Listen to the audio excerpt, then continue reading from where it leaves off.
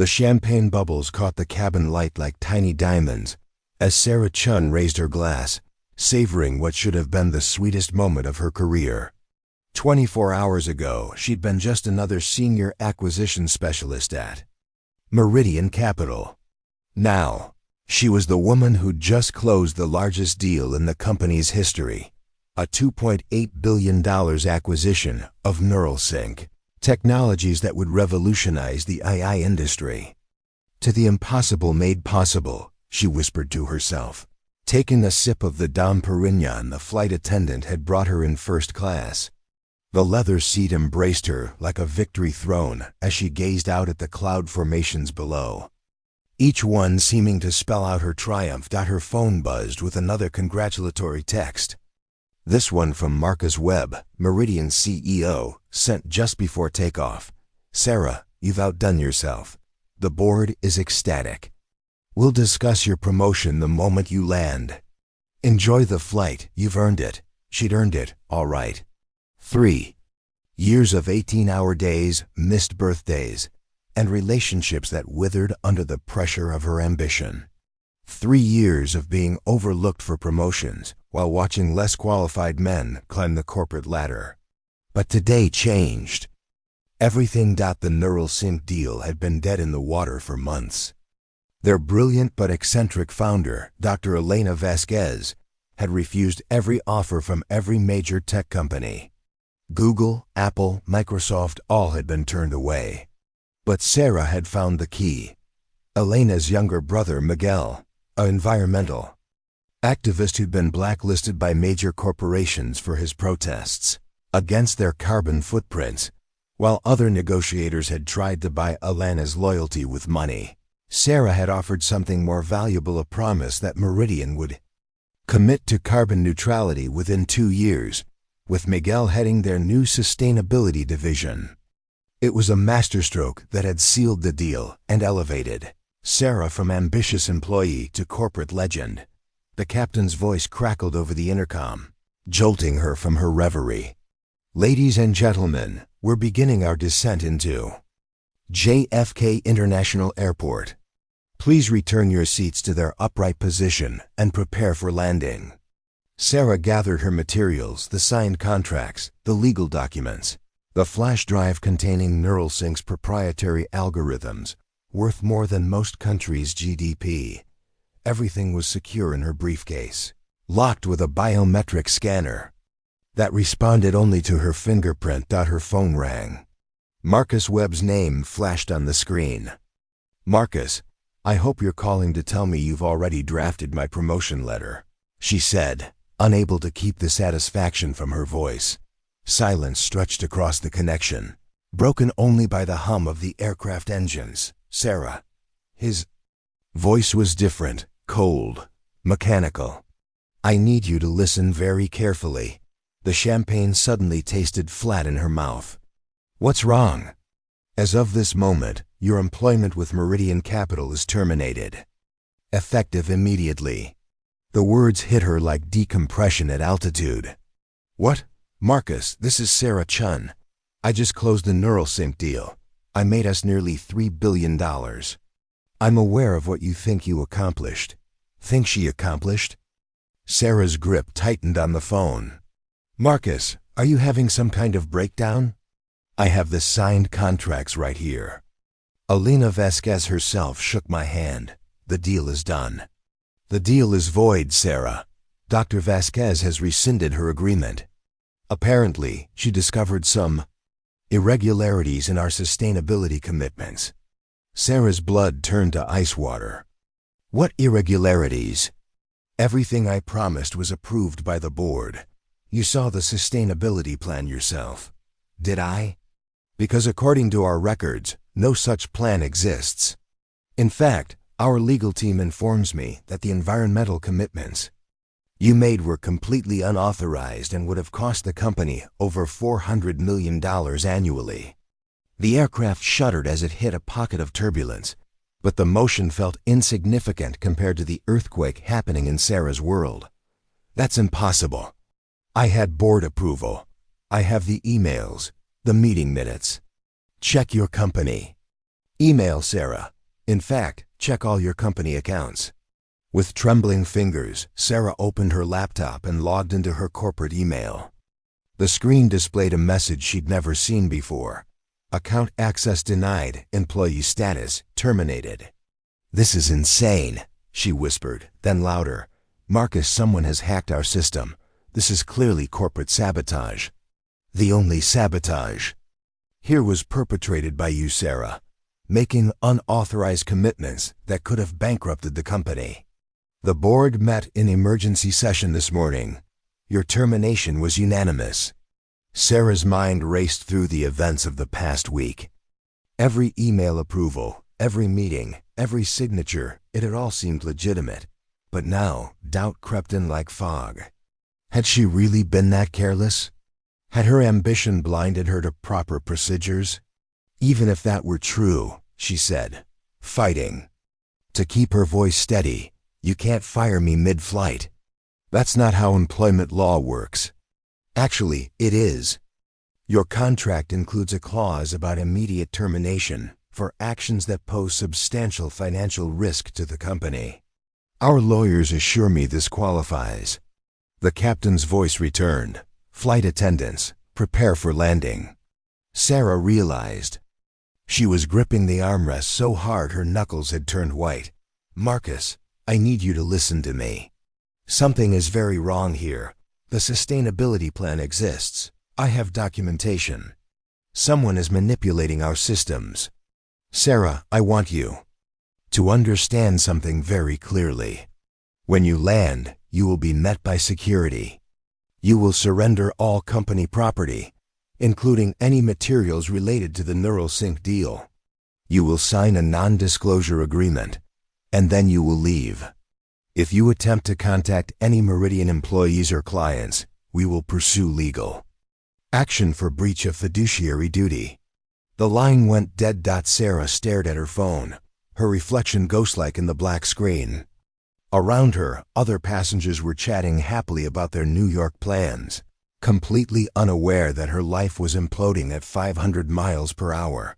She opened her personal email and began typing frantically to her mentor, Patricia Hernandez. "Meridian's chief legal counsel, Patricia, emergency. Something is happening with my employment status. Marcus claims the NeuralSync deal is void, and I'm fired. This has to be a mistake or corporate sabotage. Please call me immediately." The response came back within seconds, but it wasn't from Patricia. It was an automated message from Meridian's IT department. "The email address you're attempting to contact is no longer associated with Meridian Capital." Sarah's heart hammered against her ribs. Patricia had been with the company for 12 years. She didn't just quit. And she certainly wouldn't have quit today, not with the biggest deal in company history being finalized. The aircraft banked sharply, beginning its final approach. Through the window, Sarah could see the sprawling lights of New York City, each one now seeming to mock her downfall. She pulled out her phone and tried calling her assistant, Jennifer. Straight to voicemail, but not Jennifer's usual message. This was a generic corporate recording. "The person you're trying to reach is no longer with the company." Fear began to crystallize in her chest as she tried calling David Kim, her closest colleague in the acquisitions department. Same result. Then Amanda Rodriguez from financial analysis. Same automated message. One by one, she called every contact she had at Meridian Capital. Every single one had the same response. "The person you're trying to reach is no longer with the company." Either Meridian had experienced the most massive resignation in corporate history, or something far more sinister was happening. Sarah's laptop chimed with an incoming video call. The caller ID showed an encrypted number she didn't recognize. Against her better judgment, she answered. Dr. Elena Vasquez's face appeared on the screen, but she looked nothing like the confident entrepreneur Sarah had met just yesterday. Her usually immaculate appearance was disheveled, her eyes wide with fear. "Sarah, thank God you answered. Listen to me very carefully. We don't have much time." "Elena, what's going on?" Marcus says you rescinded the deal, but I don't understand. I never rescinded anything. Elena's voice was urgent, almost frantic. Someone is impersonating me. Someone who has access to all my personal information, my company details, everything. They contacted your CEO this morning, claiming to be me, and said I was withdrawing from the acquisition. The cabin pressure seemed to drop another 10,000 feet. That's impossible. How would they have that kind of information? Sarah, I think we're both being set up. After our meeting yesterday, I went back to my office to finalize some paperwork. When I arrived this morning, my entire research team was gone, vanished. Their security badges had been deactivated, their computer accounts deleted. According to building security, they were all terminated last night for security violations. Sarah's mouth went dry. Just like what's happening at Meridian. Exactly. Someone doesn't want this deal to go through, and they're willing to destroy both our companies to stop it. The aircraft's landing gear deployed with a mechanical groan that sounded ominous in the context of their conversation. Sarah realized they had maybe 10 minutes before landing, and then she'd be in the hands of Meridian's security team. Elena, who would want to stop this deal badly enough to orchestrate something like this? That's what I've been trying to figure out. The NeuralSync technology isn't just about AI advancement. It has applications that could disrupt entire industries. Energy, telecommunications, defense contracting. We're talking about trillions of dollars in market disruption. A new voice crackled over the aircraft's intercom, but it wasn't the captain. The voice was digitally distorted, like something from a cyber thriller movie. Ladies and gentlemen, this is an announcement regarding Meridian Capital. As of 3:47 p.m. Eastern Standard Time, Meridian Capital has filed for Chapter 11 bankruptcy. Protection. All assets are frozen pending federal investigation into allegations of securities fraud, money laundering, and conspiracy to commit corporate espionage. Gasps echoed throughout the cabin. Sarah's laptop screen flickered and Elena's video feed cut out, replaced by a news website she hadn't opened. Breaking. Tech giant Meridian Capital collapses in spectacular fashion. Federal investigators raid headquarters as employees are locked out of offices worldwide. CEO Marcus Webb missing as stock price plummets 94% in after-hours trading. The article included a photo of Meridian's headquarters, surrounded by FBI vehicles and agents carrying boxes of evidence. Sarah's hands shook as she scrolled through the article. According to the report, the investigation had been ongoing for months, triggered by suspicious financial transactions and allegations that the company was being used to launder money from foreign criminal organizations. But that was impossible. She'd worked there for 3 years. She'd been part of dozens of legitimate deals. She'd met with the board, with regulatory authorities, with the realization hit her like a physical blow. She'd never actually met with the board. All her interactions had been through video conferences or phone calls. The board meetings she'd attended had been in conference rooms with other employees she'd been told were board members. But now she couldn't be sure of anything. Her phone buzzed with a text from an unknown number. Sarah, this is Elena. Someone cut our connection. Meet me at the Quantum Coffee House on 47th Street in Manhattan as soon as you land. Trust no one from Meridian. Our lives may depend on it. The aircraft touched down with a jarring thump, and Sarah realized she was about to walk into a trap with no idea who had set it or why. The briefcase containing the NeuralSync materials suddenly felt heavier, as if it contained something far more dangerous than corporate documents. As the plane taxied toward the gate, Sarah made a decision that would change everything.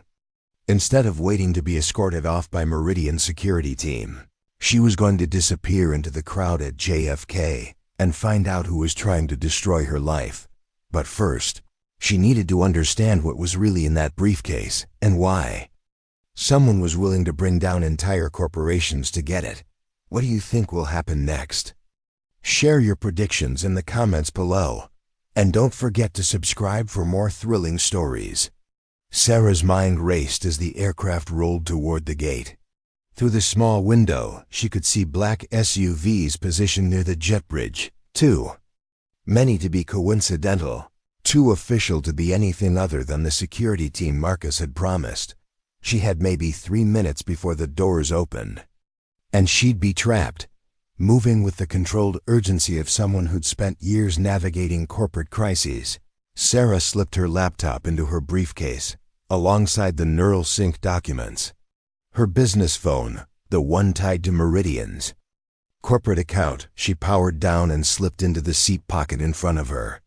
If they were tracking her electronics, they could have that breadcrumb trail. From her purse, she withdrew a secondary phone, a burner device she'd carried for years out of paranoia inherited from her father, a former intelligence analyst who'd taught her that backup plans were the difference between success and catastrophe. The plane lurched to a stop. Flight attendants began their usual announcements about remaining seated until the aircraft was fully stopped. But Sarah was already planning her escape route. "Excuse me," she said to the elderly gentleman seated beside her, a kind-faced man who'd been reading Forbes throughout the flight. "I'm terribly sorry, but I think I'm going to be sick. Could you help me get to the restroom?" Concern immediately creased his features. "Of course, dear. Take your time." Sarah clutched her briefcase and purse, making the show of looking pale and unsteady as she made her way toward the rear of the aircraft. But instead of entering the restroom, she continued past it toward the back galley where flight attendants were preparing for passenger disembarkation. "Miss, you need to return to your seat," a flight attendant said, blocking her path. "I'm Sarah Chen. I was seated in 2A. I have a medical emergency and need to speak with the captain immediately." She pulled out her business card, the Meridian Capital logo still somehow providing authority even as the company collapsed around her. "It's regarding a federal investigation, time-sensitive." The flight attendant's demeanor shifted instantly. Corporate liability was every airline's nightmare. "Let me get the captain." Within moments, Captain Rodriguez appeared, a woman in her 50s with the no-nonsense bearing of someone who'd handled every crisis aviation could throw at her.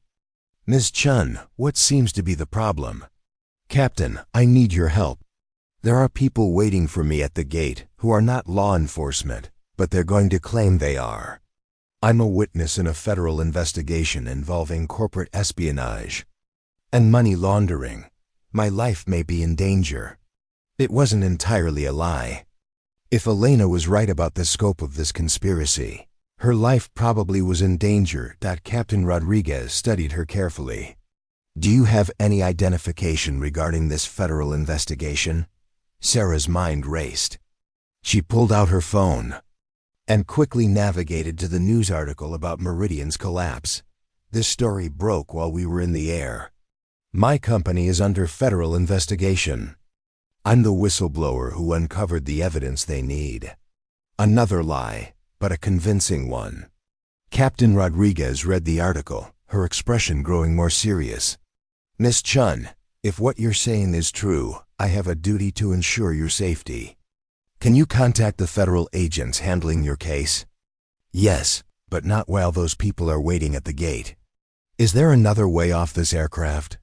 Captain Rodriguez was quiet for a long moment, clearly weighing airline policy against potential federal cooperation. Finally, she made her decision. "There's a maintenance hatch we can access through the cargo hold. It will put you on the tarmac, but from there you'll need to make your way to the terminal through a service entrance. Are you prepared for that?" "Absolutely.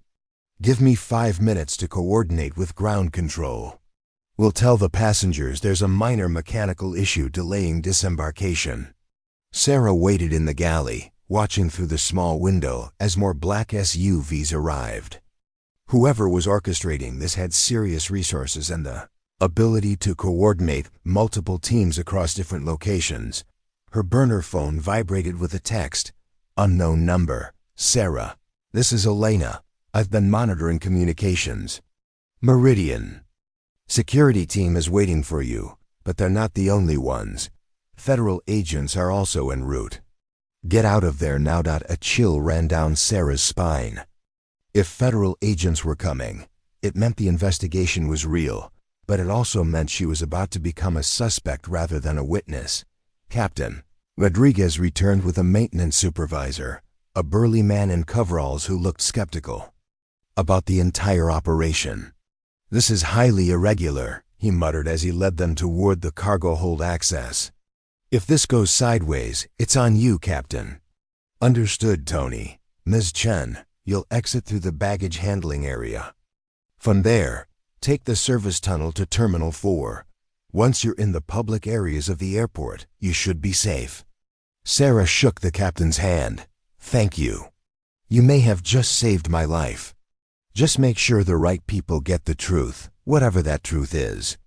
The maintenance hatch opened into the controlled chaos of JFK's ground operations. Aircraft fuel trucks, baggage carts, and maintenance vehicles moved in choreographed patterns around the massive jetliners. Sarah had never felt more exposed or more free. Following Tony's directions, she made her way toward a nondescript door marked "Authorized Personnel Only." Her heart hammered as she approached, knowing that every step took her further from the trap, but deeper into uncertainty. The service tunnel was a fluorescent-lit corridor that smelled of jet fuel and industrial cleaning supplies. Airport employees in various uniforms moved purposefully in both directions, none paying attention to a woman in a business suit carrying a briefcase. She emerged into Terminal 4's departures level, immediately blending into the crowd of travelers. For the first time since Marcus's phone call, she felt like she could breathe, but her relief was short-lived. As she navigated toward the exit, her burner phone rang. "Sarah Chen?" The voice was unfamiliar, professional, and carried the unmistakable authority of law enforcement. "Who is this?" "Special Agent Maria Santos, FBI Financial Crimes Division. Miss Chen, we need to talk. Immediately." Sarah's pulse spiked. "I'm not sure what you think I've done, but Ms. Chen, you're not a suspect. You're a potential victim. But you're also in serious danger. There's been a development in the Meridian case that changes everything." "What kind of development?" "Marcus Webb is dead." The words hit Sarah like a physical blow. She stopped walking, causing other travelers to flow around her like water around a stone. "That's impossible. I just talked to him an hour ago." "The call you received was not from Marcus Webb. Marcus Webb's body was found in his Manhattan office this morning with a gunshot wound to the head. Preliminary investigation suggests he'd been dead for at least 12 hours when you received that call." Sarah's legs felt unsteady. If Marcus had been dead when she received the call, then who had fired her? Who had known about the NeuralSync deal? Who had access to Meridian's entire corporate infrastructure? "Ms. Chen, I need you to listen very carefully. The people who killed Marcus Webb are the same people who orchestrated the collapse of Meridian Capital. And we believe you have something they need." "The NeuralSync documents," Sarah whispered. "Possibly, but it might be something else entirely. Something you may not even realize you have. Ms. Chen, where are you right now?" Sarah looked around the terminal, suddenly aware that any of the hundreds of people around her could be watching her. The businessman reading a newspaper, the woman pushing a baby stroller, the janitor mopping the floor. "I'm safe," she said, which was probably a lie. "Ms. Chen, safe is a relative term when you're dealing with people who can make entire companies disappear overnight. I need you to come in so we can protect you." "How do I know you're really FBI? How do I know this isn't another trap?" "Because I'm going to tell you something only the real investigation would know. Dr. Elena Vasquez contacted us 3 hours ago. She told us about your meeting yesterday and about the strange events at her company. She also told us that the NeuralSync technology isn't what you think it is." Sarah's grip tightened on her briefcase. "What do you mean?" "The AI algorithms you helped acquire? They're not designed for commercial applications. They're designed to infiltrate and control financial networks. In the wrong hands, NeuralSync could crash the global economy or transfer trillions of dollars invisibly between accounts. Ms. Chen, you may have just negotiated the sale of the most dangerous financial weapon ever created. The terminal around Sarah seemed to blur as the full scope of what she'd walked into became clear. She hadn't closed a routine corporate acquisition. She'd been an unwitting participant in what could be the largest theft in human history. Agent Santos, I need proof that you are who you say you are. Understandable. I'm going to send you a photo of my credentials and a verification code. You can check with the FBI's public directory. But Ms. Chen, time is not on our side. The people behind this have already demonstrated they can kill CEOs and collapse corporations. They will not hesitate to eliminate one acquisition specialist. Sarah's phone chimed with an incoming message containing a photo of FBI credentials and a verification code. She quickly called the FBI's public number and confirmed that Agent Maria Santos was indeed a real federal agent assigned to financial crimes. But even as she verified the agent's identity, Sarah realized she was facing an impossible choice. Trust the FBI and potentially walk into another trap, or stay on her own and try to unravel a conspiracy that had already destroyed everyone else who'd touched it. Her decision was made for her when she spotted two men in dark suits moving through the crowd with the unmistakable purposefulness of hunters. They were scanning faces, and one of them was holding what looked like a photograph. Sarah turned and walked quickly toward the nearest restroom, her mind racing through her options. She could call Agent Santos back and surrender herself to federal protection. She could try to reach Elena at the coffee shop and hope her new ally had answers. Or she could do something that went against every instinct she'd developed in her corporate career. She could trust no one and figure this out herself. In the restroom, Sarah locked herself in a stall and opened her briefcase. The NeuralSync documents looked innocuous enough: technical specifications, corporate agreements, financial projections. But if Agent Santos was right, these papers contained the blueprint for economic warfare. She photographed every document with her burner phone, then uploaded them to a secure cloud storage account she'd set up years ago for personal backup files. If something happened to the physical documents, at least the information would survive. Her phone buzzed with another message from Elena. Coffee shop may be compromised. Meet me at Central Park, Shakespeare Garden, 1 hour. Come alone. Trust no one else.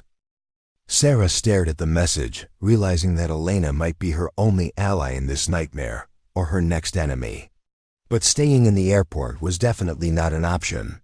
The men in suits were probably coordinating with additional teams, and it was only a matter of time before they found her.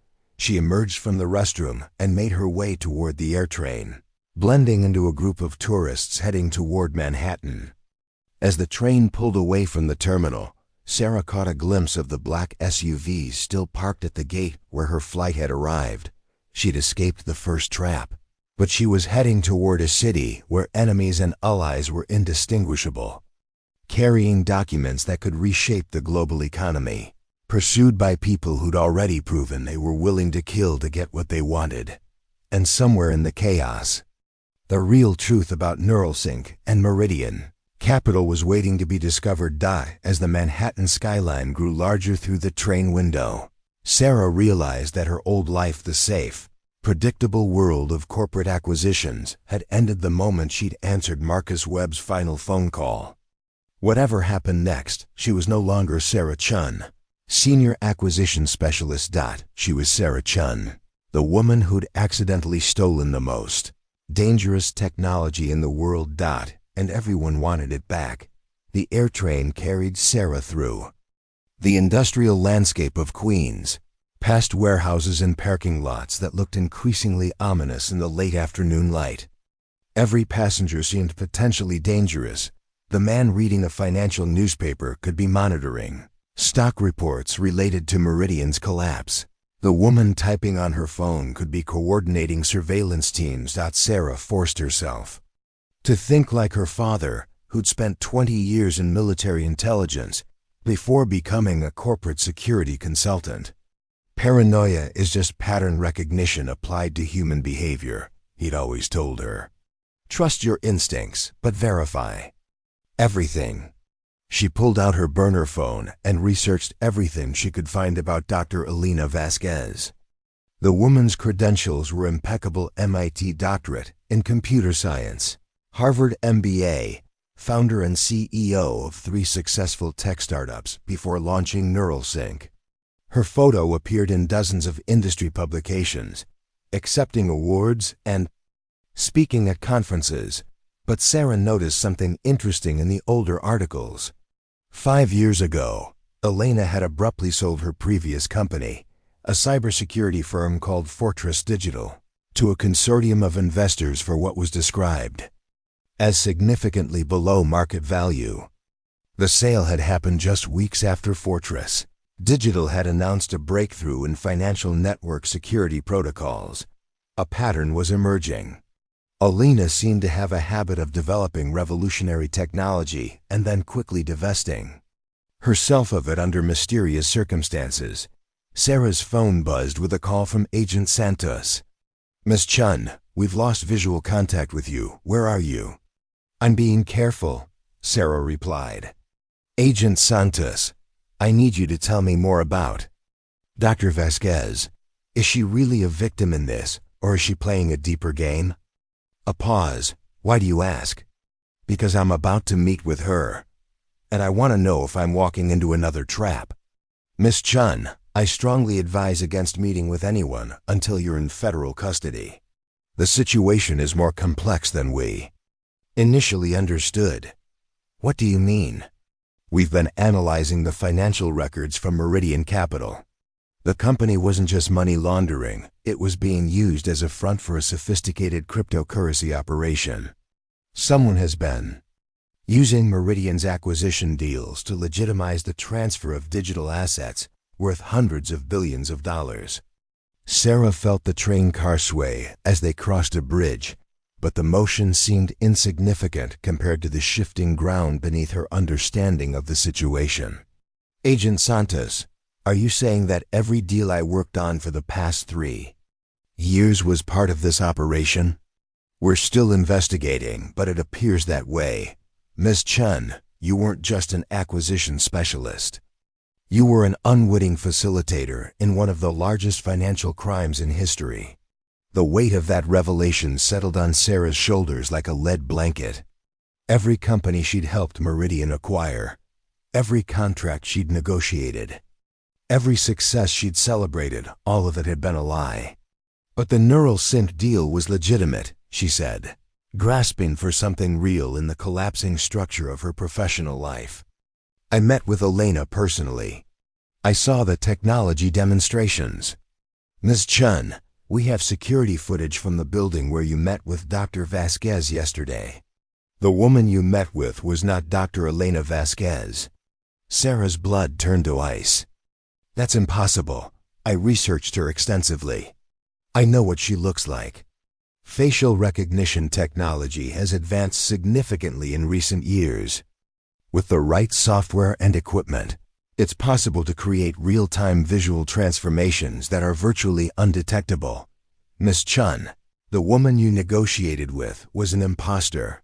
The train pulled into Jamaica Station, and Sarah realized she had to make a critical decision: continue to Manhattan and meet with whoever was impersonating Elena, or turn around and surrender herself to federal authorities who might be equally untrustworthy. "Agent Santos, if Elena is an imposter, then who sent me the messages about meeting at the coffee shop in Central Park?" "That's what we're trying to determine. Ms. Chen, I'm going to ask you one more time to come in voluntarily. We can protect you, but only if you trust us." Sarah looked out the window at the urban landscape rushing past and made her choice. "Agent Santos, I appreciate your concern, but I need to see this through. If I'm really at the center of a multi-billion-dollar conspiracy, then running away isn't going to solve anything. Send me your direct number. I'll check in every hour. Ms. Chen, don't. Sarah ended the call and immediately turned off the phone. If the FBI could track her calls, then the people behind the conspiracy probably could too. She transferred to the Long Island Railroad for the journey into Manhattan, using cash to buy her ticket and keeping her head down as she found a seat in the middle of a crowded car. During the 40-minute ride, Sarah used her laptop to dig deeper into the NeuralSync acquisition. She pulled up the technical specifications she'd been given, cross-referencing them with publicly available research papers on AI development. What she found made her stomach drop. The NeuralSync algorithms weren't just capable of infiltrating financial networks, they were specifically designed to mimic the decision-making patterns of human traders and analysts. In the right hands, the technology could manipulate markets by making millions of transactions that appeared to be legitimate human trading but were actually coordinated to achieve specific outcomes. Someone could use NeuralSync to crash a particular stock, inflate a currency bubble, or transfer vast amounts of wealth between accounts while making it look like natural market fluctuations. But the most chilling realization was in the technical documentation's metadata. The files had been created over a span of several years, with the most recent modifications made just days before her meeting with the fake Alina. Someone had been planning this acquisition for years. They'd built an entire fake company, created a false identity for its CEO, and manipulated Meridian Capital into becoming the vehicle for legitimizing the transfer of the technology. The question was, why use Meridian? Why use her? Sarah's laptop chimed with an incoming encrypted message. Unknown sender. Sarah, you're asking the right questions. If you want the real answers, get off at Penn Station and take the subway to 59th Street, Columbus Circle. Enter Central Park at the southwest corner and walk north to the Shakespeare Garden. Come alone.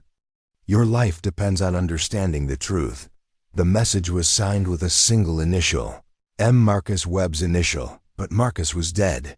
Sarah stared at the message, her mind racing through possibilities. Someone was using Marcus's initial to get her attention. It could be his killer, trying to lure her into a trap. It could be someone who'd worked with Marcus and was now trying to help her. Or it could be Marcus himself, somehow still alive despite Agent Santos's claims. The train pulled into Penn Station, and Sarah had 30 seconds to decide whether to get off or continue to the end of the line and try to disappear into the anonymity of suburban Long Island. She grabbed her briefcase and stepped onto the platform. Penn Station was a cathedral of chaos, thousands of commuters flowing in every direction, announcements echoing from overhead speakers, the constant rumble of arriving and departing trains. Sarah made her way through the crowd toward the subway entrance, constantly checking over her shoulder for signs of surveillance. The subway ride to Columbus Circle took 25 minutes, during which Sarah mentally prepared for every possible scenario. If this was a trap, she needed an escape plan. If it was legitimate, she needed to be ready to process information that could overturn everything she thought she knew about the past week. Central Park in the late afternoon was filled with joggers, dog walkers, and tourists enjoying the spring weather. Sarah entered at the southwest corner and began walking north along the park's winding paths, her briefcase feeling heavier with each step.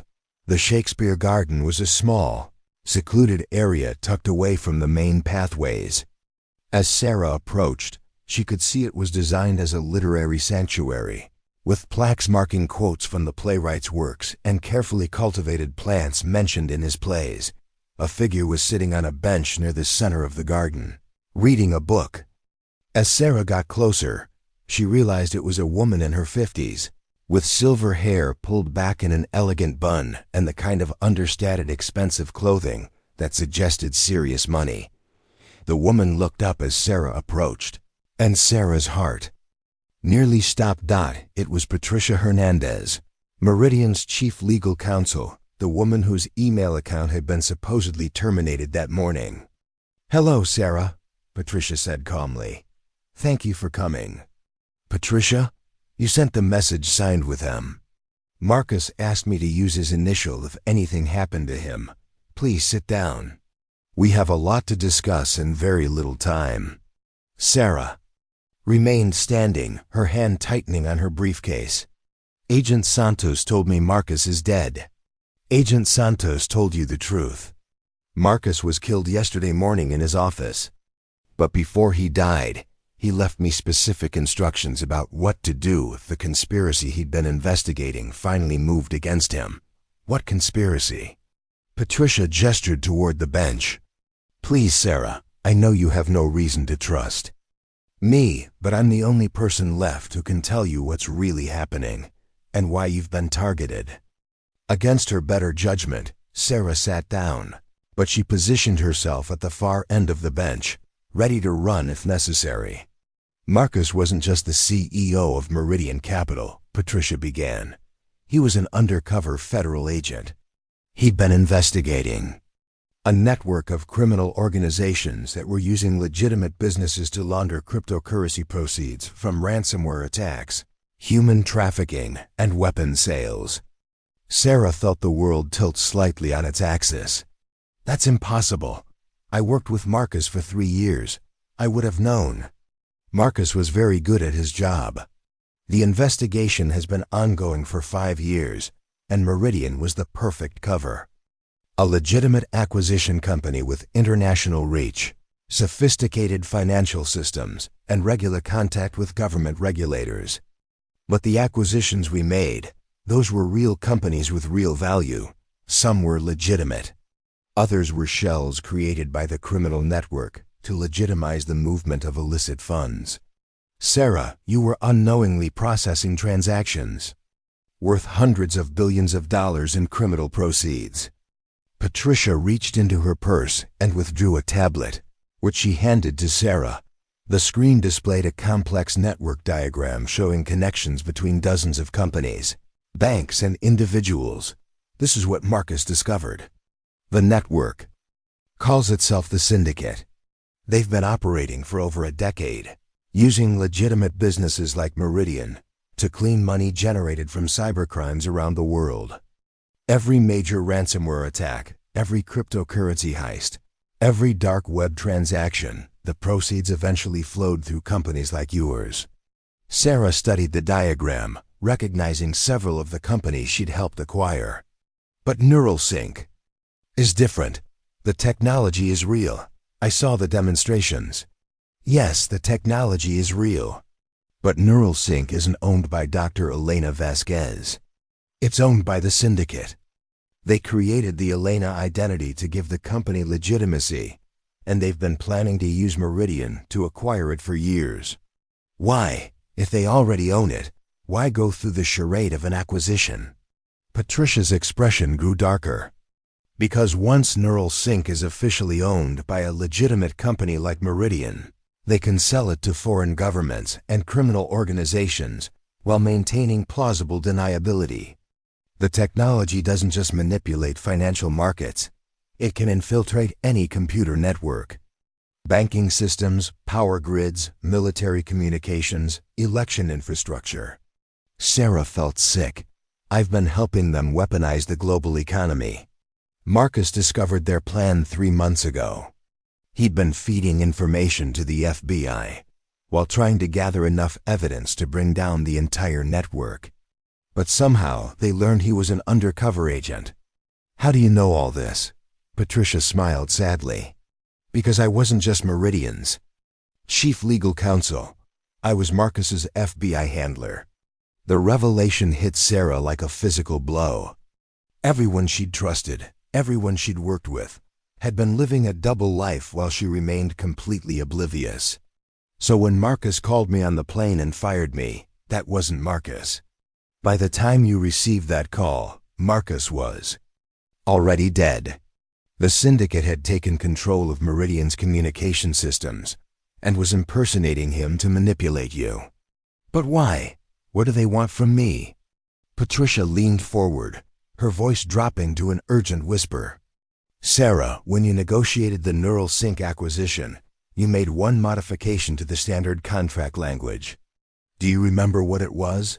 Sarah thought back to the negotiation.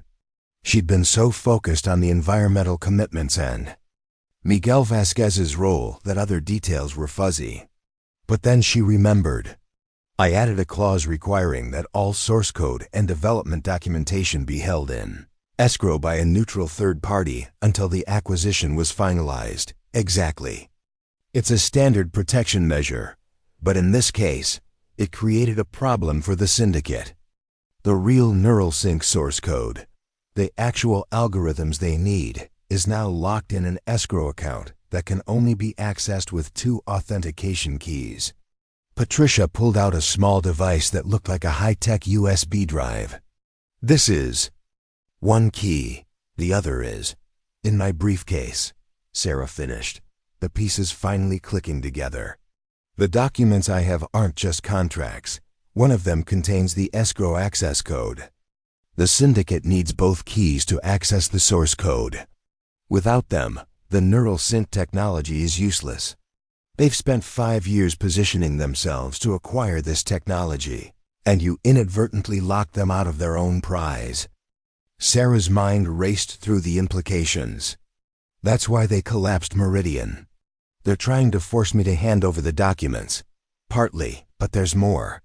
Marcus discovered that the syndicate is planning something they call Reset Day, a coordinated attack on global financial systems that would crash markets worldwide and allow them to steal trillions of dollars in the chaos. NeuralSync is the final piece they need to pull it off. When? Tomorrow night. The attack is timed to coincide with the opening of Asian markets, when maximum liquidity is moving through international banking systems. Sarah stood up, pacing to the edge of the garden as she processed the enormity of what Patricia was telling her. So if I give them the access code, they'll have the weapon they need to crash the global economy. But if I don't, they'll kill you and find another way to get it. Sarah, these people have demonstrated they're willing to murder CEOs and destroy entire companies. They won't hesitate to eliminate one acquisition specialist. What about the FBI? Agent Santos said they could protect me. Patricia's expression grew grim. Agent Santos is real, but her investigation has been compromised. The syndicate has people inside federal law enforcement. If you surrender to the FBI, there's no guarantee you'll make it to a safe house alive. Sarah felt trapped between impossible choices. Hand over the key and become complicit in the largest financial crime in history, or refuse and be hunted by people who could apparently reach anywhere, including federal custody. There has to be another option. There is, Patricia said quietly. We can destroy the escrow account entirely. Wipe the NeuralSync source code permanently and make sure no one can ever use it. How? The escrow system has a fail-safe mechanism.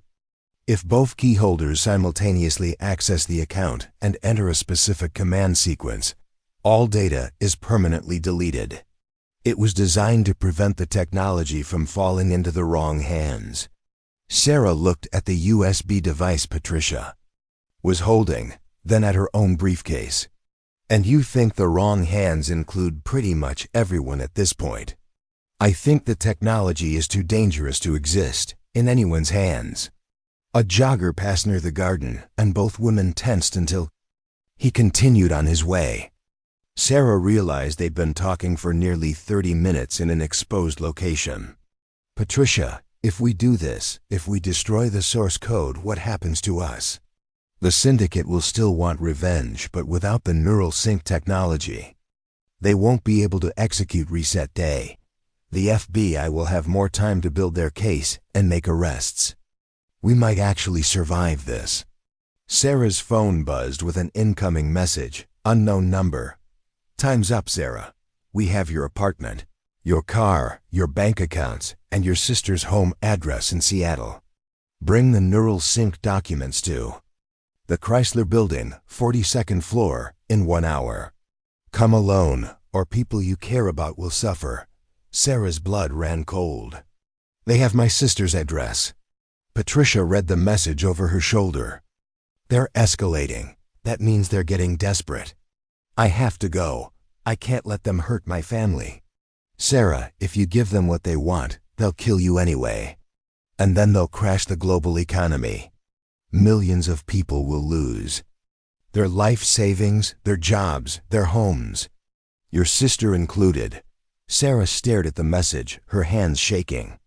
The choice was no longer just about her own survival. It was about protecting her family and preventing an economic catastrophe. That would affect billions of people. How long would it take to destroy the escrow account? If we can get to a secure computer terminal, maybe 10 minutes. Sarah made her decision. Then we need to move fast. But not to the Chrysler Building. Where? To the one place in New York where we might have access to a secure terminal and federal protection at the same time. Patricia raised an eyebrow. Where's that? The Federal Reserve Bank of New York. If we're going to save the global economy, we might as well do it from the place that helps control it. As they left the Shakespeare Garden together, Sarah realized she was no longer running from the conspiracy that had destroyed her life. She was running toward the chance to stop it from destroying millions of other lives. But first, she had to figure out how to break into one of the most secure buildings in the world, while being hunted by people who had already demonstrated they could infiltrate corporations, law enforcement, and apparently her personal life. The race to prevent Reset Day had begun, and she had less than 24 hours to save the world economy. No pressure at all. The tension is building. If you're enjoying this story, hit that like button and let me know in the comments which character you're rooting for. Your support helps me create more incredible stories like this one. The Federal Reserve Bank of New York occupied an entire city block in the financial district. Its fortress-like limestone facade and barred windows designed to inspire confidence in America's monetary system. As Sarah and Patricia approached the building in the gathering dusk, it looked more like a maximum security prison than a bank. This is insane, Patricia muttered as they walked past the armed security guards stationed at every entrance. The Fed doesn't just let people walk in off the street, especially not people carrying stolen corporate documents and wanted by federal authorities. We're not walking in off the street, Sarah replied, pulling out her burner phone. We're walking in as witnesses in a federal investigation. She dialed Agent Santos's direct number, which the FBI agent had texted her earlier. Miss Chen, where are you? We've been tracking suspicious activity around multiple locations you might visit. Agent Santos, I'm at the Federal Reserve Bank of New York with Patricia Hernandez, who is Meridian's chief legal counsel. She has information about the syndicate's plan to crash global financial markets tomorrow night. A pause. Miss Chen, Patricia Hernandez died in a car accident yesterday morning. Her vehicle went off a bridge in Connecticut. Sarah's blood ran cold. She looked at Patricia, who was studying the Federal Reserve building with the focused attention of someone planning an infiltration. Agent Santos, I'm looking at Patricia right now. Either your information is wrong, or the woman with you is not Patricia Hernandez. Ms. Chen, get away from her immediately. We're tracking your location and dispatching a response team. Sarah's mind raced. If the real Patricia was dead, then who was the woman standing beside her? Someone from the syndicate who'd been playing an elaborate game to get close to her. Another imposter, like the fake Elena? But the woman claiming to be Patricia had given her detailed information about Marcus's undercover work and the syndicate's plans. How could an enemy have that kind of intelligence unless Patricia had been working for the syndicate all along. Sarah ended the call and began walking away from the woman she'd thought was her ally. Sarah, where are you going? Patricia called after her. Agent Santos says the real Patricia Hernandez is dead. Patricia caught up to her quickly, her hand gently but firmly grasping Sarah's arm. Sarah, I can explain that. The car accident was staged. I had to disappear because the syndicate was getting close to identifying me as Marcus's handler. Then, why didn't Agent Santos know you were alive? Because I haven't contacted the Bureau since yesterday. I've been operating independently to stay ahead of the syndicate surveillance. Sarah studied Patricia's face, looking for any sign of deception. The woman seemed genuinely concerned, but then again, so had the fake Elena. Prove it, Sarah said. Tell me something only the real Patricia would know. Patricia was quiet for a moment, then smiled sadly. 6 months ago, you came to my office crying because you'd found out your boyfriend was cheating on you with someone from the accounting department. You asked me if you should quit your job or just have him transferred to another division. I told you that successful women don't run away from problems. They solve them strategically. Sarah remembered that conversation. It had been a moment of vulnerability she'd never shared with anyone else at the company. That could be in my personnel file or security footage. You also told me that your father was worried you were becoming too much like him, brilliant at work, but terrible at trusting people. You said you were afraid you'd end up alone like he did after your mother died. That conversation had never been recorded anywhere. Sarah felt some of her suspicion ease, but she remained alert. In a world where companies could be fabricated and identities forged, even personal memories couldn't be fully trusted. Okay, assuming you're really Patricia, how do we get into the Federal Reserve? We don't break in, we get invited. Patricia pulled out her phone and made a call. Director Morrison, this is Patricia Hernandez. Yes, I know I'm supposed to be dead. We'll explain that later. Right now, I need an emergency meeting with your cybersecurity team. The NeuralSync operation is about to go active, and we have less than 24 hours to prevent a coordinated attack on the Federal Reserve systems. Sarah listened to the one-sided conversation with growing amazement. Either Patricia was exactly who she claimed to be, or she was an incredibly sophisticated operative with connections throughout the federal government. Understood. We'll be there in 15 minutes. Patricia ended the call and turned to Sarah. Director Morrison is an old friend from my Justice Department days. He's head of the Fed Security Division. We're going in through the staff entrance on Maiden Lane. As they walked around the building, Sarah's phone buzzed with another threatening message. Unknown number. Your sister Lavra is currently at Pike Place Market in Seattle with her 3-year-old daughter. Nice family. Would hate for anything to happen to them. 1 hour, Chrysler Building, or we start with the child. Sarah's hands shook as she showed the message to Patricia. They have photos. They're watching my family right now. Sarah, they're bluffing. The syndicate operates through manipulation and fear, but they avoid violence against civilians when possible. It draws too much law enforcement attention. You said they killed Marcus. Marcus was a federal agent who posed a direct threat to their operation. Your sister is a kindergarten teacher in Seattle, who probably doesn't even know you work in corporate acquisitions. But if they're desperate enough, then we make sure they don't get desperate. We destroy the NeuralSync source code before they can use it, and we give the FBI everything they need to shut down the entire network. They reached the staff entrance, where a security guard was waiting to escort them into the building. Sarah had been inside banks before, but never anything like this. The Federal Reserve was a maze of reinforced corridors, vault doors, and security checkpoints. Every surface seemed designed to withstand an assault. Director Morrison met them in a conference room on the 3rd floor. He was a tall, thin man in his 60s, with the kind of methodical demeanor Sarah associated with career government officials.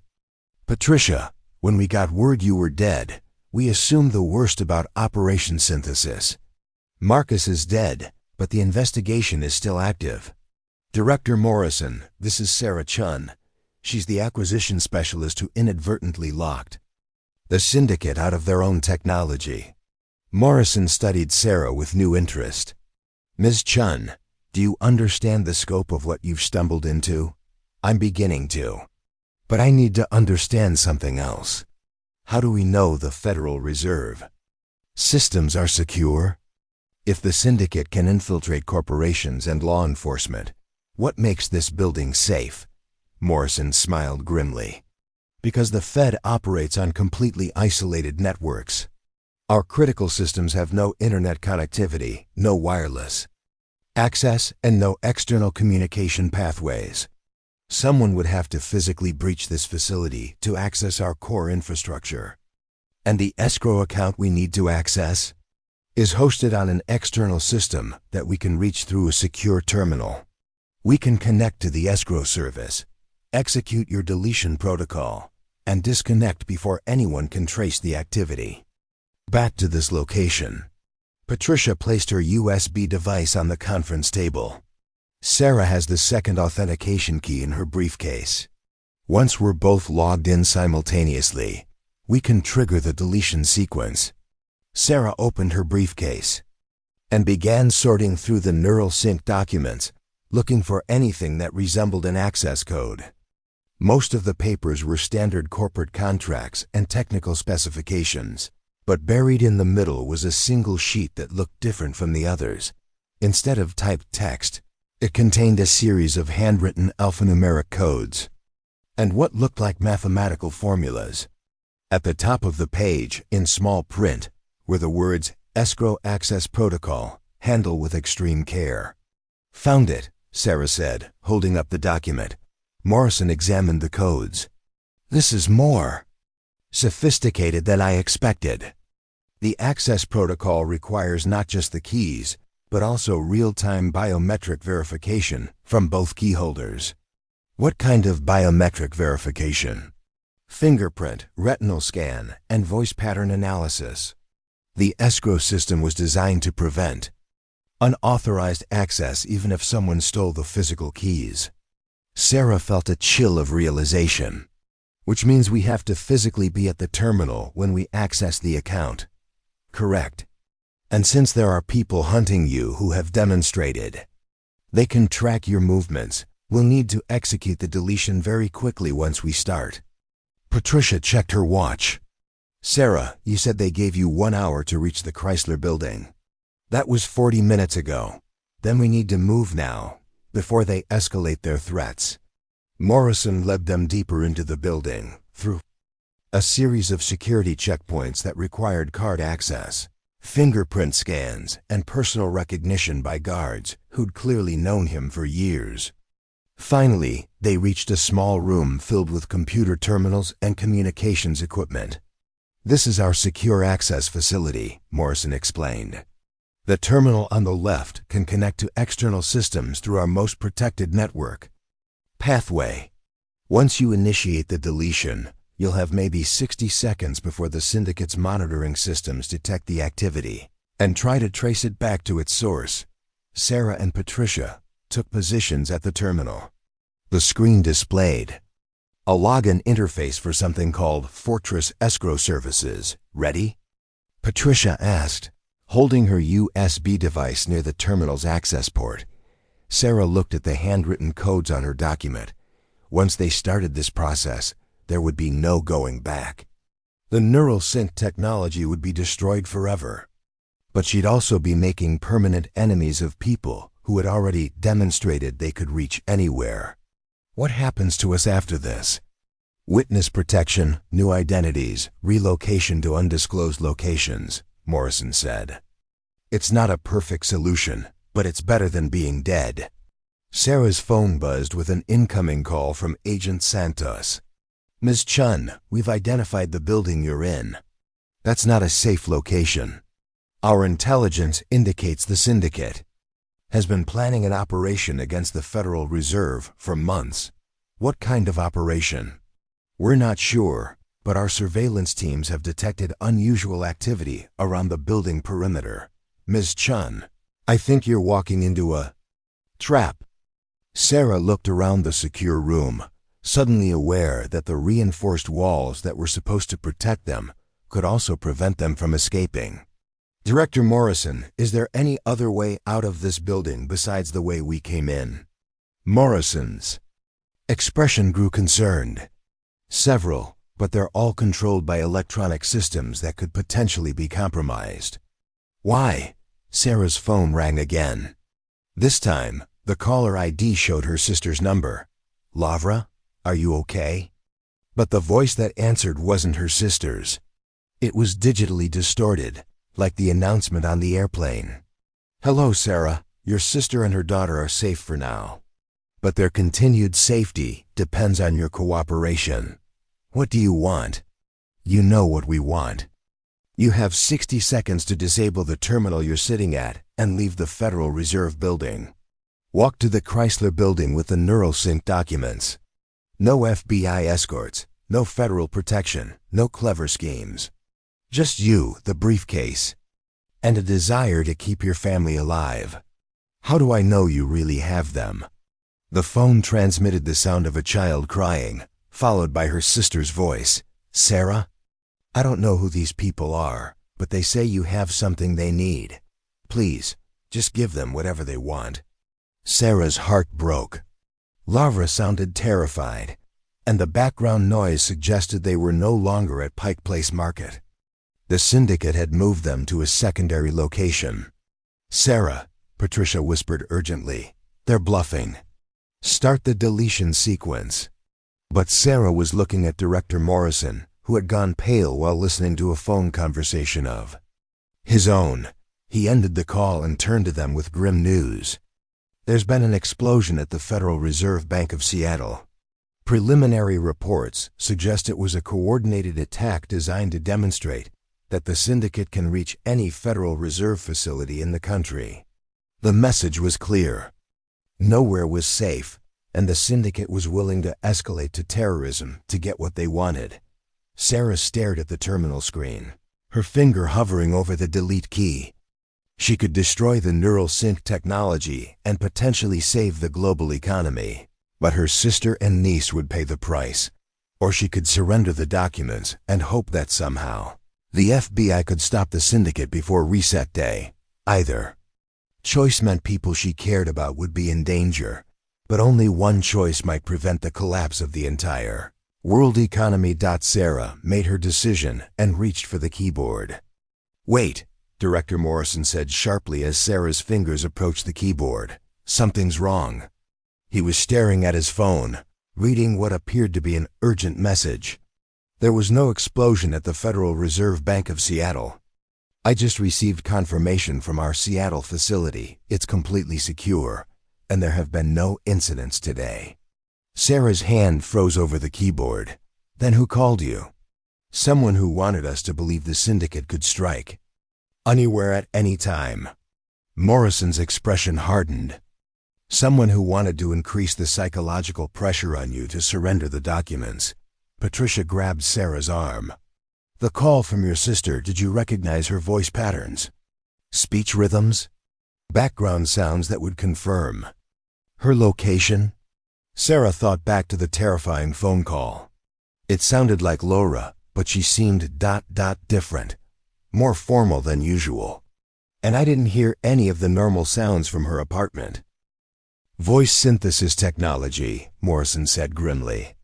The same artificial intelligence that makes NeuralSync so dangerous can be used to create virtually perfect audio impersonations. They probably sampled your sister's voice from social media, videos or phone recordings, and fed it into a program that can make her say anything they want. The relief Sarah felt was immediately replaced by a new horror. If they can fake voices, how do I know if my family is really in danger? Only one way to find out, Patricia said, handing Sarah a different phone. Call your sister directly. But don't tell her about any of this unless you're sure she's really in danger. Sarah dialed Laura's number, her heart hammering as the phone rang. Hello? Her sister's voice sounded completely normal, tired after a long day, but not frightened. Lavra, it's Sarah. Are you okay? Are you and Emma safe? Of course we're safe. Why wouldn't we be? Sarah, you sound strange. Is everything all right? Sarah. could hear familiar background sounds, the television playing Emma's favorite cartoon, the hum of Laura's ancient refrigerator, the neighbor's dog barking. All the normal sounds of her sister's life in Seattle. I'm fine. Just wanted to check in. Has anyone unusual tried to contact you today? Anyone asking about me? No, nothing like that. Although there was a weird telemarketing call earlier that hung up when I answered. Sarah, you're scaring me. What's going on? Nothing to worry about, just some work stress. Give Emma a hug for me. Sarah ended the call and looked at Patricia and Morrison. She's fine. They're both fine. The syndicate was bluffing. Which means they're getting desperate, Morrison said. And desperate criminals make dangerous decisions. Sarah turned back to the terminal, but before she could start the deletion sequence, alarms began blaring throughout the building. Red lights flashed in the corridors, and automated announcements echoed from hidden speakers. Security alert. Unauthorized access detected. All personnel report to secure stations immediately. Morrison grabbed his radio. Control, this is Morrison. What's the nature of the security breach?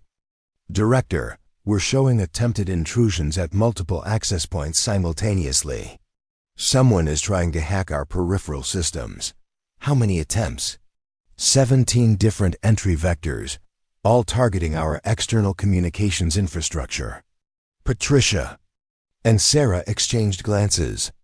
The syndicate wasn't trying to break into the Federal Reserve physically. They were trying to cut off the building's connections to the outside world. They're isolating us, Sarah realized.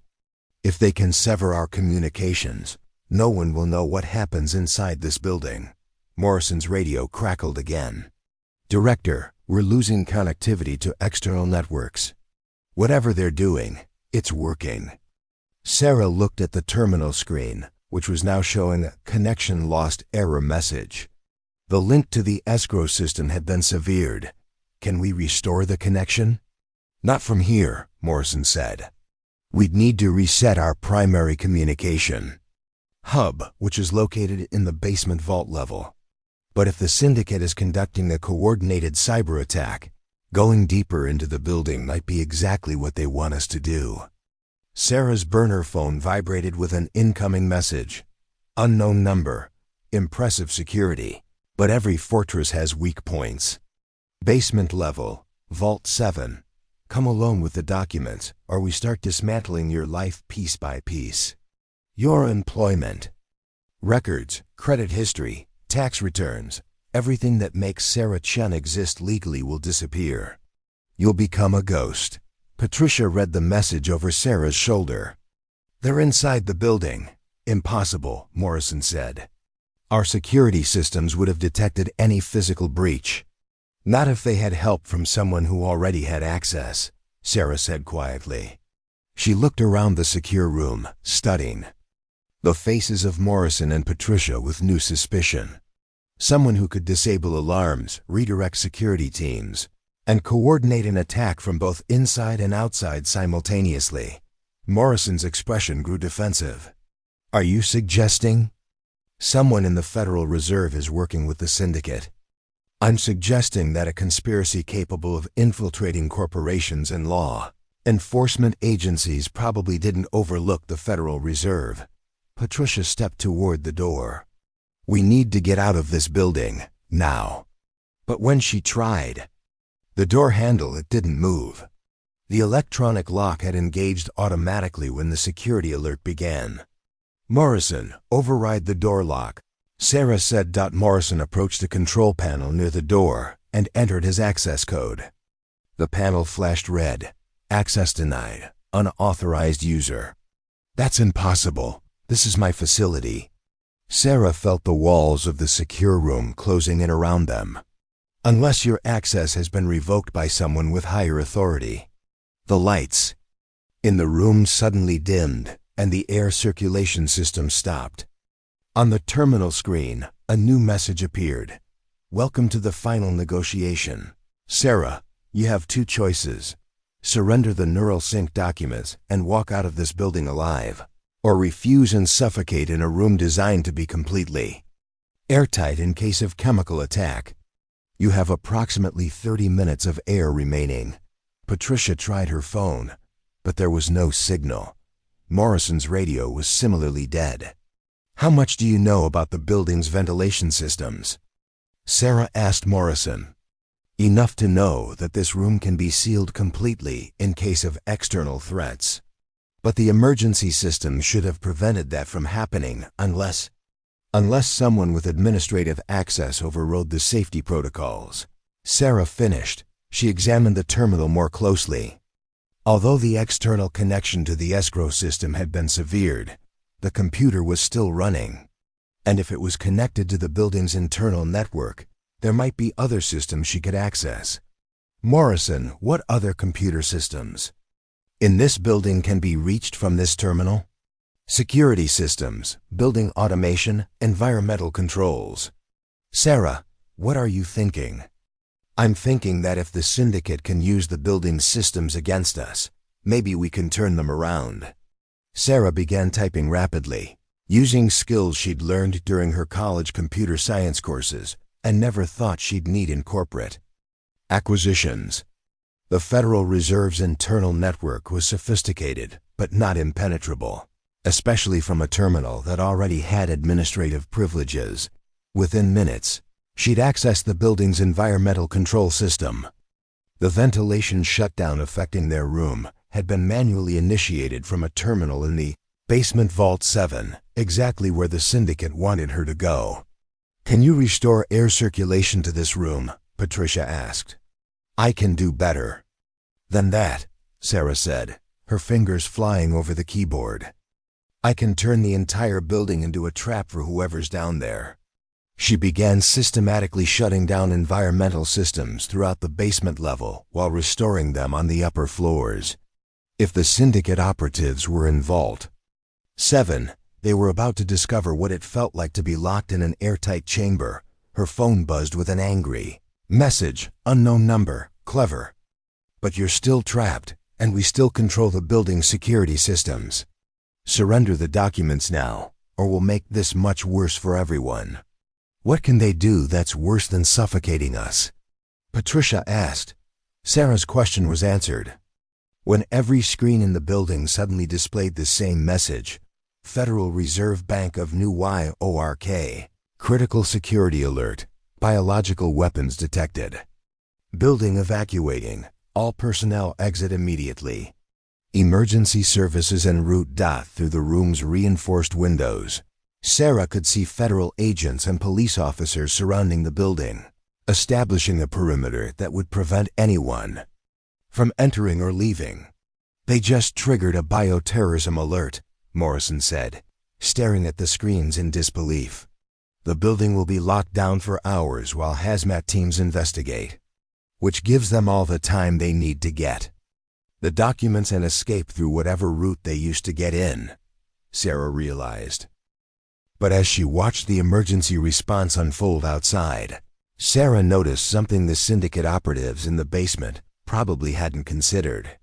The biological weapons alert had summoned not just local police, but also federal agencies, military units, and specialized response teams, including the FBI Financial Crimes Division. Through the window, Sarah could see Agent Santos coordinating with other federal agents. The cavalry had arrived, even if they didn't know they were dealing with corporate espionage rather than bioterrorism. Sarah turned back to the computer terminal with renewed determination.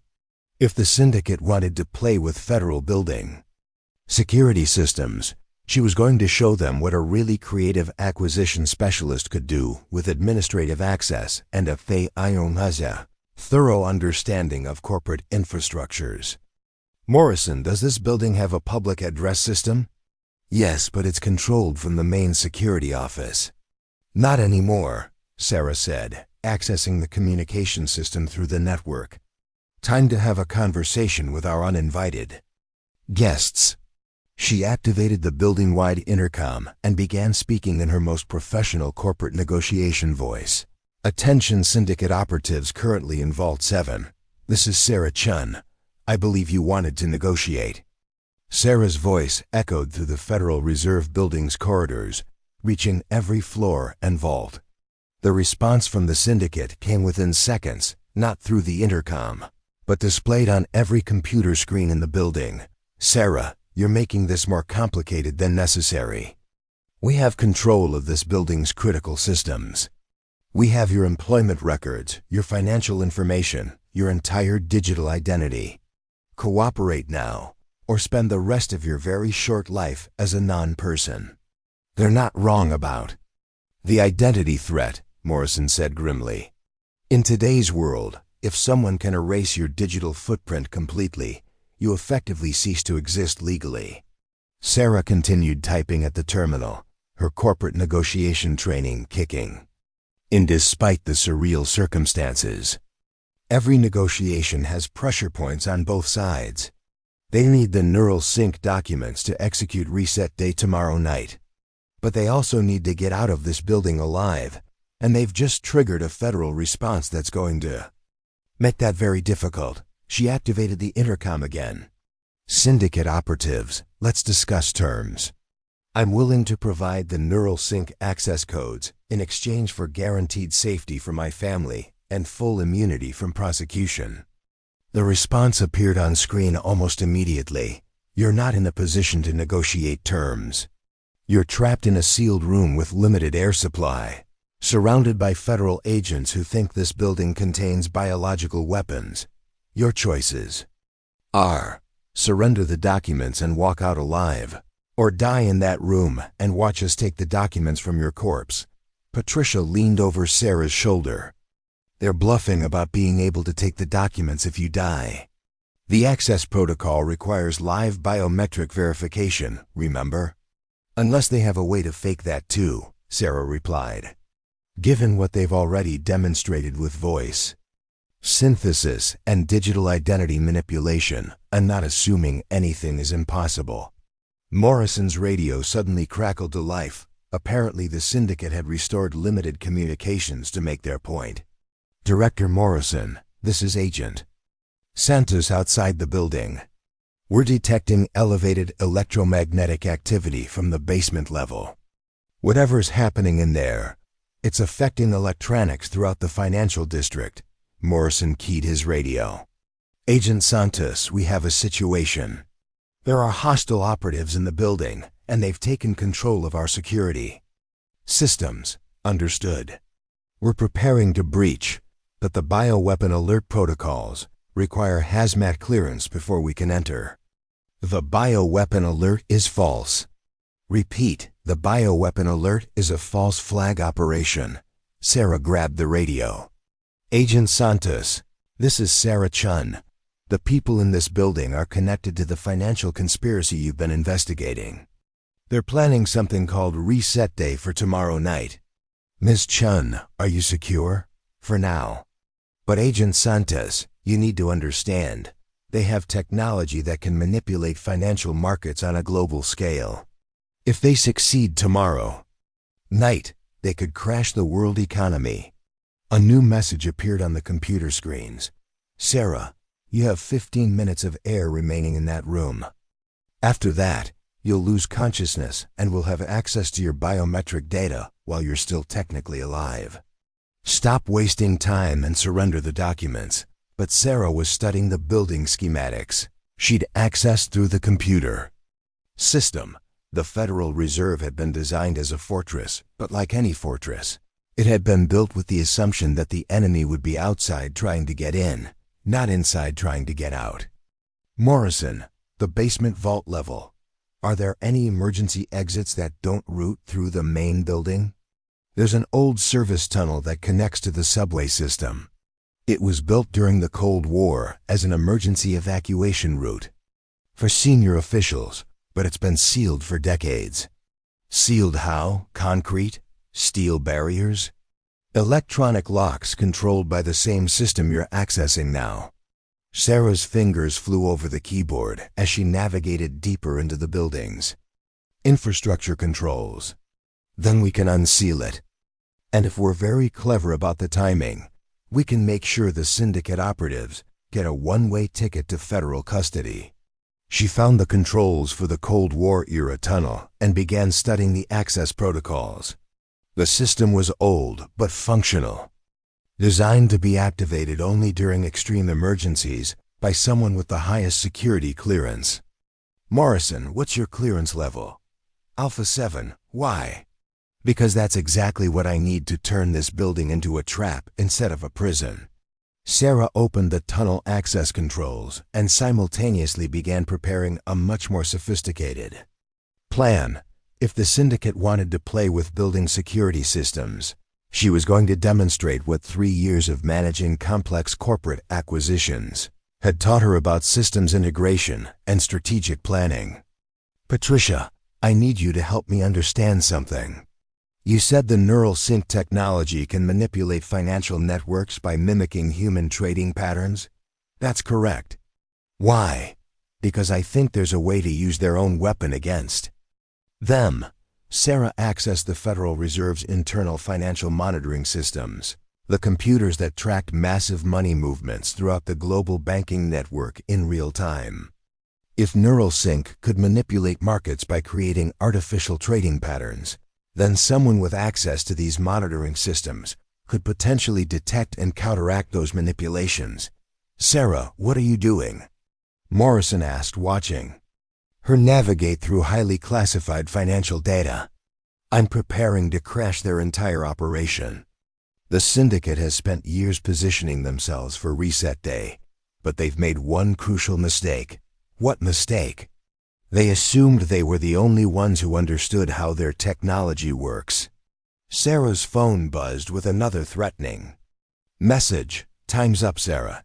You now have approximately 8 minutes of air left. Your biometric readings show elevated stress and reduced oxygen levels. Surrender now, or we start the suffocation process. But instead of responding to the threat, Sarah activated the intercom again. Syndicate operatives, I have a counter-proposal. You're trapped in a basement vault beneath a building surrounded by federal agents. Your escape route through the service tunnel has been compromised, and your presence here has created a federal incident that will result in massive law enforcement attention. But I'm willing to offer you a deal: full access to the NeuralSync technology in exchange for guaranteed safe passage out of the country and a 24-hour head start before I inform authorities of your location. The response came quickly: you're lying. You don't have the authority to offer safe passage. I have something better than authority, Sarah replied. I have leverage. Because while you've been focused on trapping me in this room, I've been busy accessing the Federal Reserve's real-time financial monitoring systems. I can see every unusual transaction, every algorithmic trading pattern, every anomalous money movement happening right now in global markets. And guess what? You're not the only ones using AI to manipulate financial networks. Someone else has been running preliminary tests of their own NeuralSync-style attacks for the past 6 months. Someone who appears to be your competition. She wasn't lying. The Federal Reserve's monitoring systems were indeed showing suspicious algorithmic trading patterns that suggested multiple artificial intelligence systems were already active in global markets. The syndicate wasn't the only criminal organization that had developed this technology. Patricia looked at Sarah with new respect. You're forcing them to realize they're in a race against other criminal organizations. Exactly. And if they waste time trying to extract these documents from me, their competitors will get to reset day first. Morrison was studying the financial data on his screen. Sarah, these trading patterns you've identified, if they represent competing criminal organizations, we're looking at a potential war between AI-powered financial manipulation systems, which is exactly what I'm counting on. Sarah began the most important negotiation of her career, conducted through building intercoms and computer screens while trapped in an airtight room with dwindling oxygen. Syndicate operatives, here's what I propose. I'll provide you with the access codes and technical specifications for NeuralSync immediately. In exchange, use your resources to help law enforcement shut down your competitors' operations. You get your technology, but you also help prevent other organizations from crashing the global economy before you can execute your own plans. It was a devil's bargain, but Sarah was betting that criminals motivated by profit would choose certain success over uncertain competition. The response took longer this time. What guarantee do we have that you won't double-cross us once you're free? The same guarantee I have that you won't kill me once you get the technology mutual assured destruction. I know your identities now, your methods, your timeline. You know mine. We're both committed to this deal working, or we both lose everything. Sarah turned to Morrison and Patricia while waiting for a response. I need you both to understand something. I'm not actually planning to give them working access to NeuralSync. What do you mean? Patricia asked. The document in my briefcase contains the real access codes, but it also contains a hidden protocol I inserted during the original negotiation with the fake Elena. If both authentication keys are used simultaneously but with a specific modified sequence instead of unlocking the NeuralSync source code, the system will upload a virus that corrupts any computer system that tries to access the technology. Morrison stared at her. You booby-trapped your own deal? My father taught me to always have an exit strategy. I modified the access protocol during the final contract signing, thinking it might be useful if the deal went bad. I never imagined it would be this bad. The computer screens flickered and a new message appeared. Deal accepted. Accessing service tunnel now. Prepare to transfer documents and access codes. Any deception will result in immediate retaliation against your known associates. Sarah heard the rumble of heavy doors opening somewhere deep in the building. The syndicate was moving toward their escape route. Morrison, I need you to coordinate with Agent Santos. Tell her to monitor all electronic activity in the financial district over the next hour. When the syndicate tries to access the NeuralSync technology, their systems are going to crash hard enough to create a digital signature that will lead federal agents directly to their operation. And if your virus doesn't work, then at least we'll have tried. Sarah gathered the documents from her briefcase, including the modified access protocol that would either save the global economy or hand it over to criminals. As the room's electronic locks disengaged and fresh air flowed in, she realized she was about to discover whether 3 years of corporate acquisitions had prepared her for the most important deal of her life. The basement level of the Federal Reserve was a maze of massive vault doors and reinforced corridors. Sarah, Patricia, and Morrison made their way toward Vault 7, where the syndicate operatives were waiting. As they approached, Sarah could see 3 figures in tactical gear standing near an open service tunnel. One of them stepped forward, face hidden behind a digital mask that obscured their features. Ms. Chen, you've caused us considerable inconvenience. It's been educational for me too, Sarah replied, holding up the briefcase. Shall we complete this transaction? The operative gestured toward a laptop computer connected to what appeared to be a portable satellite communication system. Upload the access codes here. We'll verify their authenticity before completing our side of the bargain. Sarah approached the laptop, her heart pounding. Everything depended on her modified protocol working exactly as designed. If the syndicate detected the virus before executing it, she just handed them the most dangerous weapon in history. She inserted the authentication codes, activated Patricia's USB device, and entered the command sequence that would either destroy NeuralSync forever or give criminals control over the global economy. The laptop screen showed authentication successful, access in escrow system. For 30 seconds, nothing happened. Then the screen began flashing red warnings. Critical error, system corruption. Detected all data compromised. Permanent damage to neural networks. The syndicate operative spun toward Sarah, but she was already backing away. You said you wanted the technology. I never said it would work after you got it. The laptop exploded in a shower of sparks and smoke. Throughout the financial district, every computer system the syndicate had been using to coordinate their operation suffered catastrophic failure.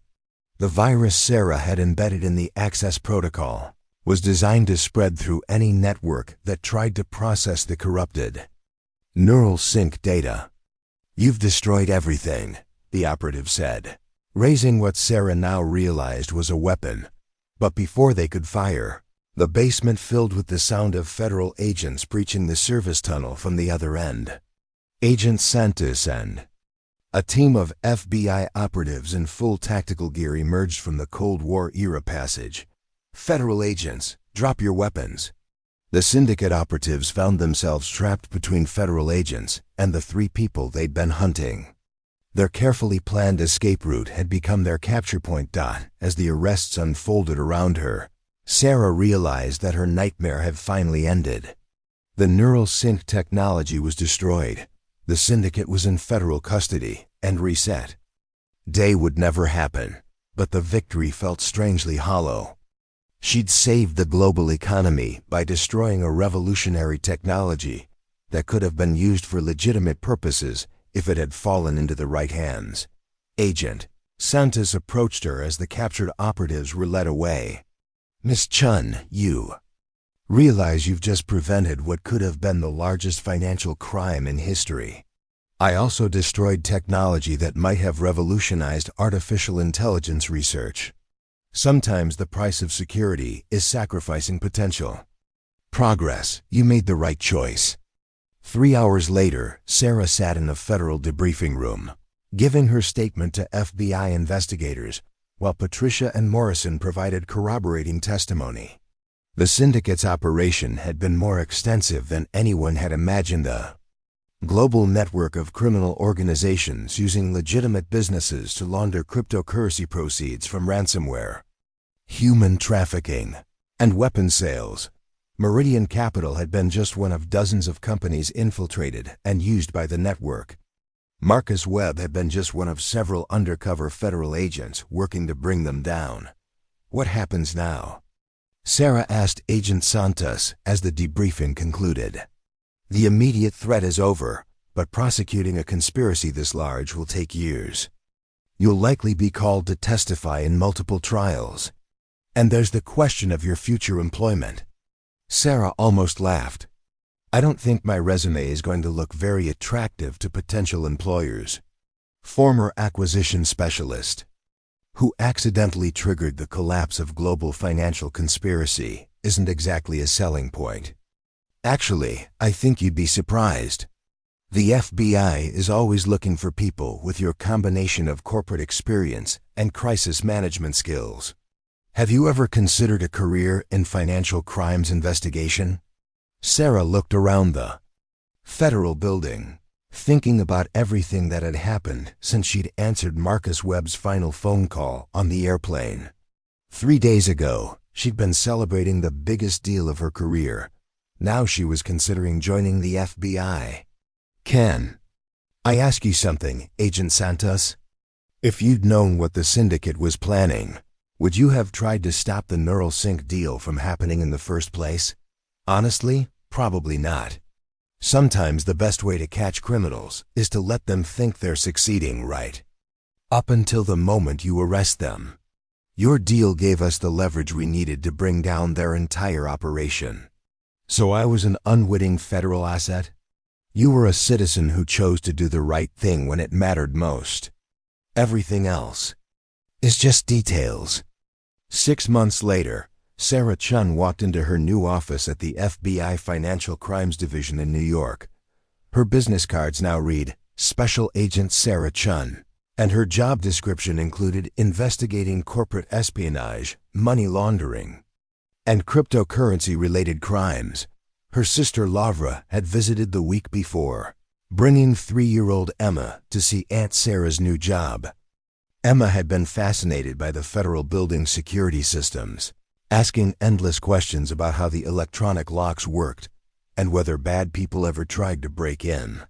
Sometimes, Sarah had told her niece, but we're very good at stopping them.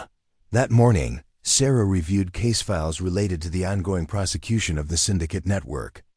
47 arrests had been made across 12 countries, and the investigation had uncovered financial crimes totaling over $2.8 trillion, exactly the amount of the NeuralSync acquisition that had started it all. Dr. Elena Vasquez, the real Dr. Elena Vasquez, had been found alive in a secure facility in Switzerland, where she'd been held for 8 months while the syndicate used her identity.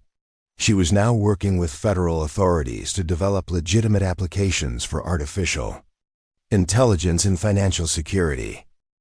Marcus Webb's family had received full federal benefits and recognition for his undercover service.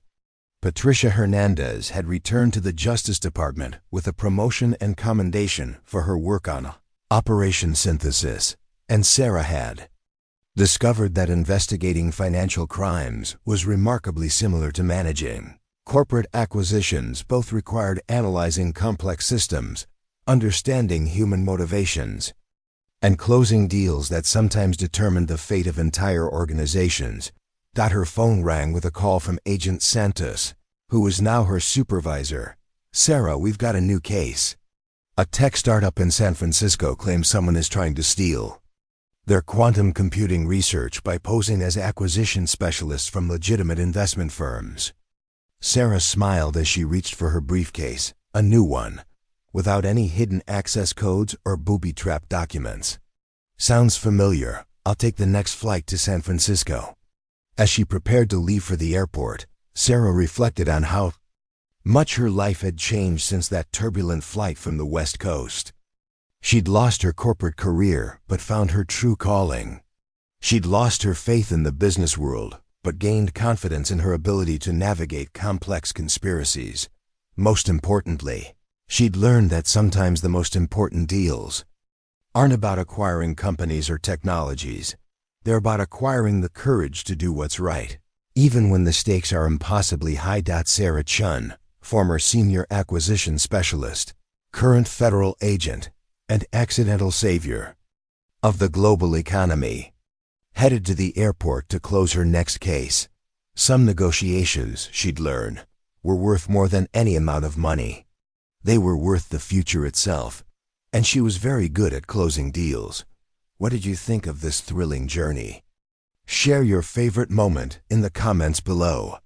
If you enjoyed this story, please subscribe and hit the notification bell so you never miss our latest dailies. What kind of story would you like to hear next? Let me know in the comments. Your suggestions inspire our next incredible adventures.